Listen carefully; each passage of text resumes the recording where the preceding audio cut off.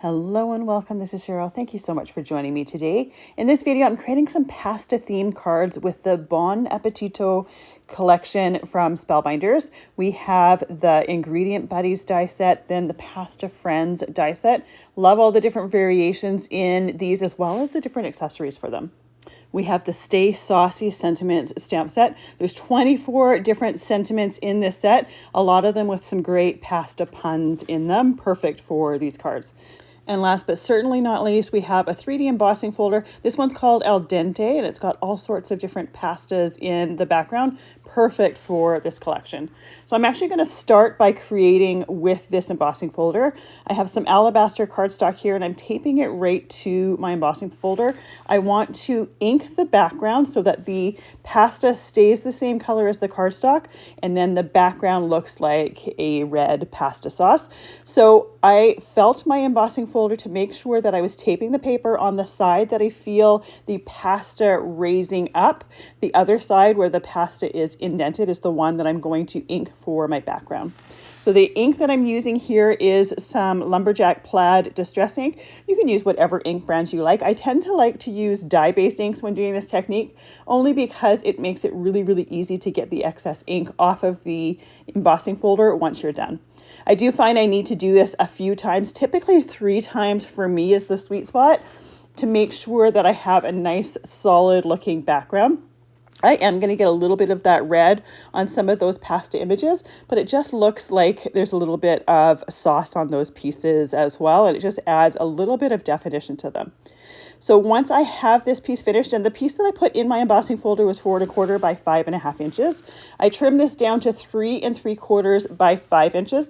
I always like to start out with a piece of cardstock that's a little bit bigger than what I want it to be finished with, so that I can trim it down afterwards and make sure that the measurements are the correct ones that I want for my finished project.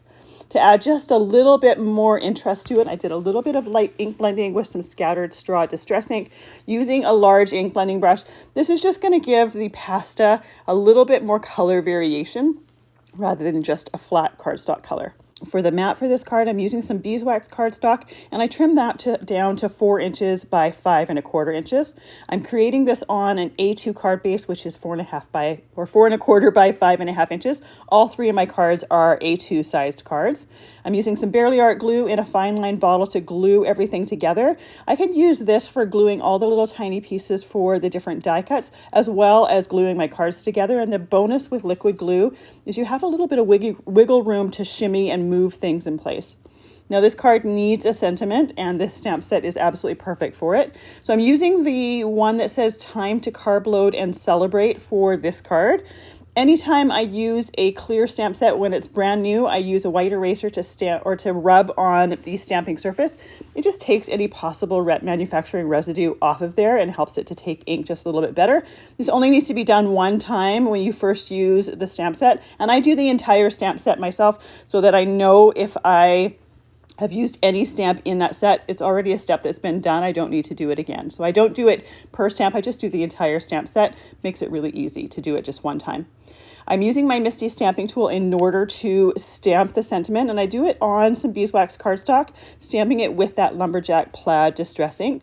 And the nice thing about using that MISTI tool is I can stamp it multiple times to make sure that I have a nice clear sentiment to this.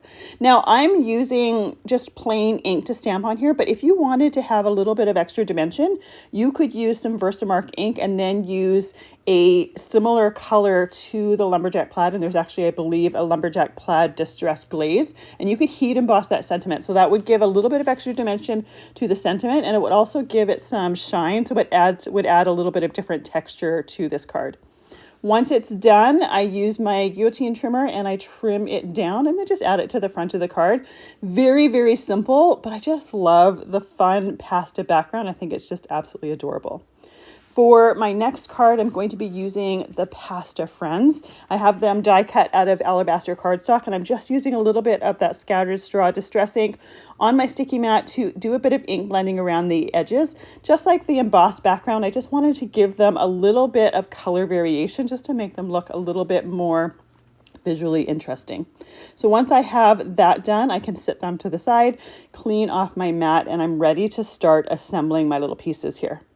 I did all of my die cutting off screen, and while it looks like there's a bunch of pieces here, these little extra bits are what give the pieces character. So I die cut the legs and arms out of some acorn cardstock, and I'm using some of the acorn cardstock arms that I'm not going to be using in my card to cover the mouth hole from a couple of those fat pasta pieces. You could also use scraps for this, but I knew there was a couple arms that I wasn't going to be using, and they have a circle at the end of them that was exactly the right size. So it was a good opportunity to use it. To put those pieces on the back, I just put a little bit of glue around the opening that I'm covering, then put it right on top of the cardstock piece that I want to use for that. For the cheeks, I just have some blush cardstock die cut. There's a die that works for that piece in the die set. The only thing is it doesn't cover, if you use that blush cardstock over the whole thing, it covers the mouth. So that's why I covered that first, so that we would have a different color for the mouth. But you could always have exactly the same color if you wanted to. By using the liquid glue, I can easily attach everything to these pieces. And the glue really starts to grab quite quickly. I want to say like in like 10 seconds. I don't know. I've never really actually timed it, but it does start to grab quickly. But you do have that wiggle room and that adjustment time. Once I have my piece done and ready to go, I put it under an acrylic block. It just holds everything nice and flat, frees up my hands to be assembling other pieces. And I can still see right through that block. So if something happens to shift when I'm moving it to the side or putting the block on top of it, I can see that and I can correct it. Now, there's a bunch of different accessory pieces in this Pasta Friends set. So there's a little, what I'm assuming is a basil leaf. I have one of my guys here holding that basil leaf.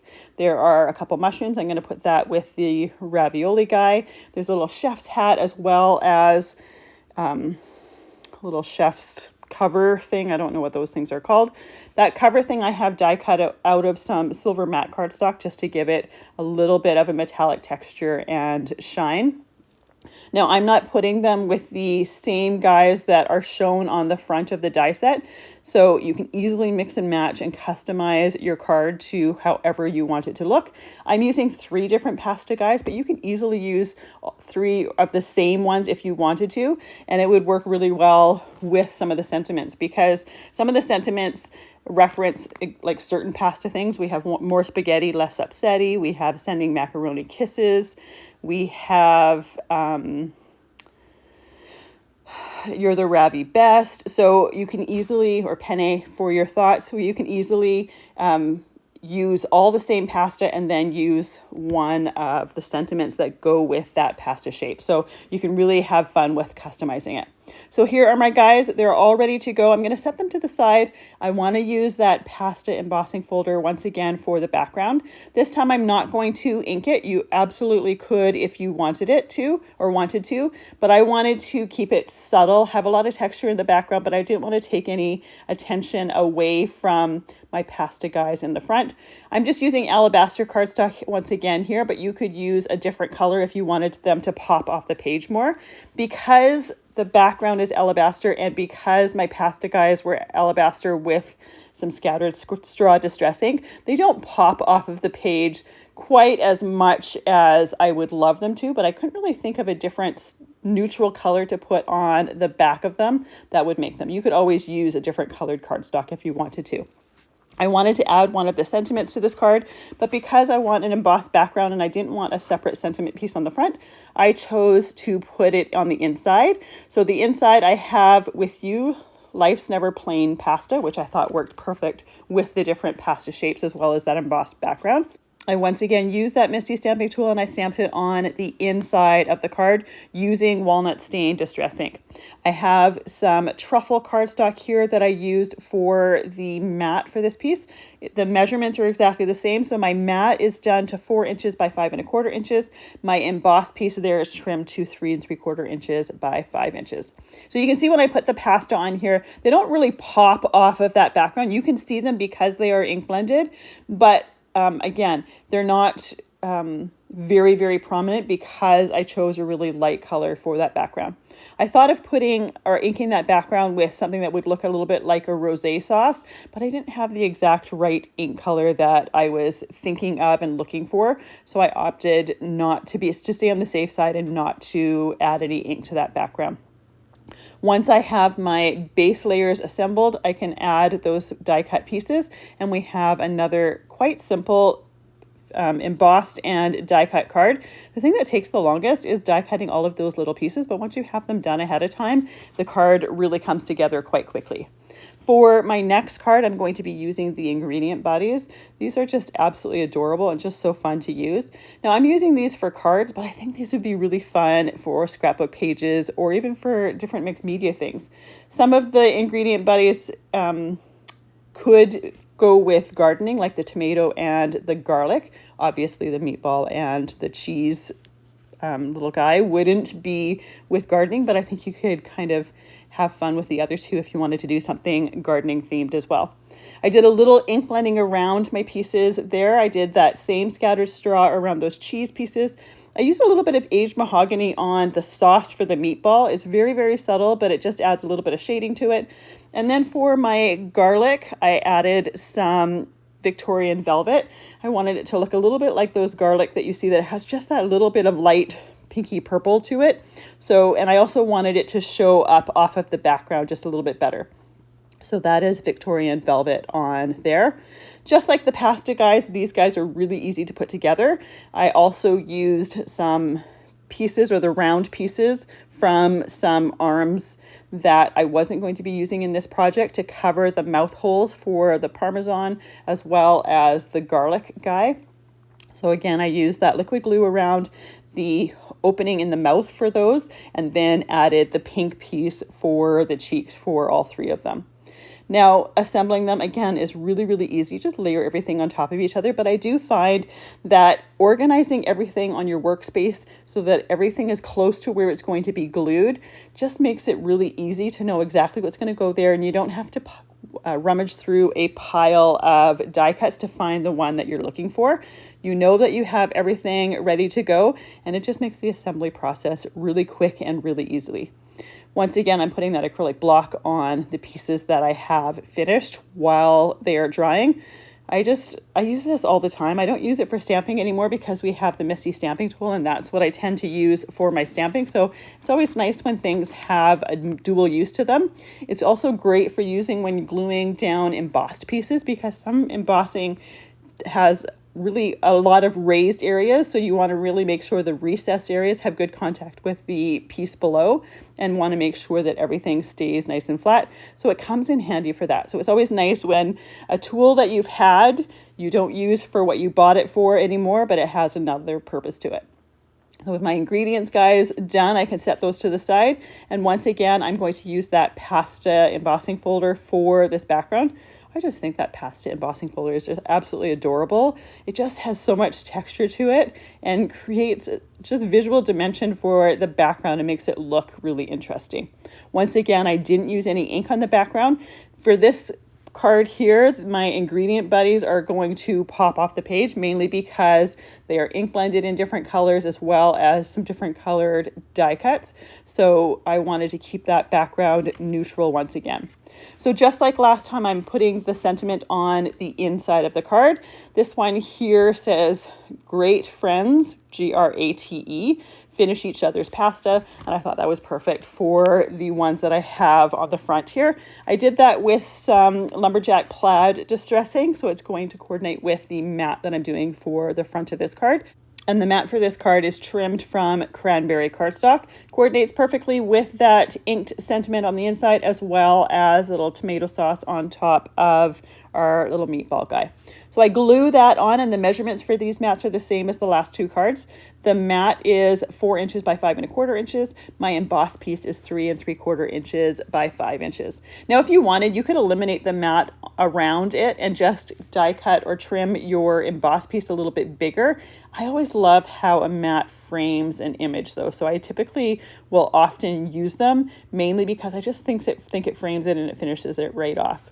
I have the meatball guy left in the center because it's kind of more, or the more prominent of the three, and I thought if I put it to either side, it would be a little bit lopsided. It would be visually offside or whatnot.